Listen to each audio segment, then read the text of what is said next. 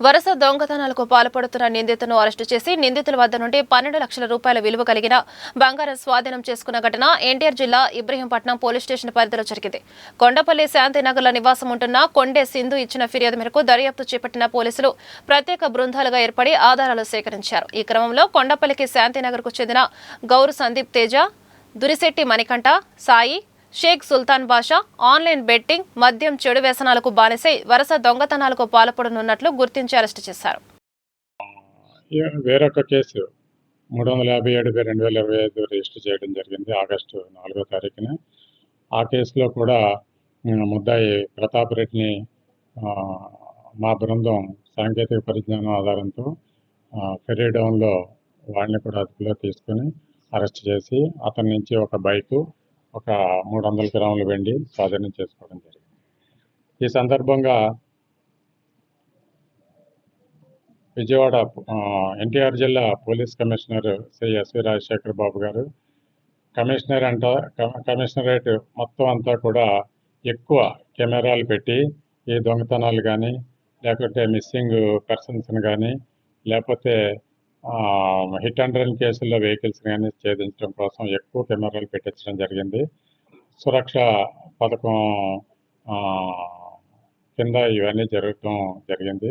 అదే క్రమంలో ఇబ్రహీంపట్నం పోలీస్ స్టేషన్లో ఇప్పటి వరకు 318 కెమెరాలు మేము పెట్టడం జరిగింది. హైవే మీద, విలేజెస్లోను, అపార్ట్మెంట్లలోను అన్ని చోట్ల పెట్టడం జరిగింది. ఈ ఇబ్రహీంపట్నం పోలీస్ స్టేషన్ పరిధి ఎక్కువ కావడంతో ఇంకా ఎక్కువ కెమెరాలు పెట్టాల్సి ఉంది. కానీ ఇప్పటికే ఈ సీసీ కెమెరాలు పెట్టడం వల్ల చాలా దొంగతనం కేసులు, చాలా మిస్సింగ్ కేసులు, తర్వాత ఈ యొక్క ట్రాఫిక్లో యాక్సిడెంట్స్ చేసి హిట్ అండ్ రన్ చేసిన వెహికల్స్ ఇవన్నిటిని మేము ఛేదించడం జరుగుతుంది. ఈ సందర్భంగా మేము ప్రజలకు ఇచ్చే సందేశం ఏంటంటే, ఎవరైనా ఊరు వదిలి వెళ్ళేటప్పుడు వారి యొక్క విలువైన వస్తువులు, నగదు, ఈ యొక్క బంగారం ఇవన్నీ కూడా లాకర్లో భద్రపరచుకోవాలి. లేదా బంధువుల ఇళ్లలో జాగ్రత్త పెట్టుకుని వెళ్ళాల్సిన పరిస్థితి ఉంది. లేకుంటే వాళ్ళు బంధువుల ఇళ్ళకి కానీ, తీర్థయాత్రలకు కానీ వెళ్ళేటప్పుడు మాకు తెలియజేస్తే, మాకు LHMS అని ఒక యాప్ ఉంది, లాక్డ్ హౌస్ మానిటరింగ్ సిస్టమ్ అని. ఆ యాప్ ప్రకారం వాళ్ళ ఇంట్లో కెమెరాలు ఫిట్ చేయడం జరుగుతుంది. ఎవరైనా దొంగలు ఆ ఇంట్లోకి ప్రవేశించాలని ప్రయత్నిస్తే మాకు కంట్రోల్ రూమ్కి అలారం వస్తుంది. అక్కడి నుంచి మాకు అలర్ట్ మెసేజ్ వస్తుంది.